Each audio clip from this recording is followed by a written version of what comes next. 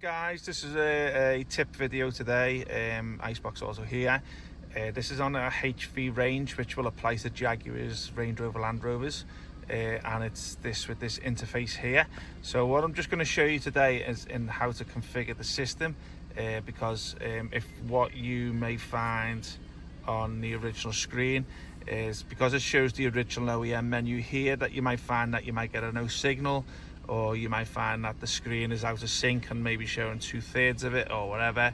So an easy way to fix that is it basically goes to the Android mode, goes to the cogwheel setting, 1 second, this one here. Now you go down to about, into factory settings here, which is password 8888, and also you'll get into this back end menu. Now obviously in here, which is the Land Rover settings, see this car type here. So you'll see an option of all these down here, the Bosch and the Harman. It says Heyman there, but obviously if you've got the Harman card system. So if just relevant to whatever car you've got, i.e. this is the Bosch car. If you've got the Harman card, then obviously you'd relate to these. So if you got this one and this is the Bosch, so what I would do is, if you have anything out of sync, is just work through these here, all the Bosch ones, until you select whatever.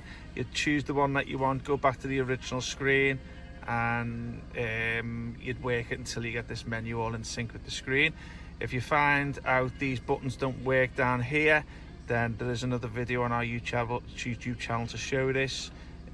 So yeah, I hope this helps. Now we do sell another range, which is the Mediway range, is a little bit more expensive.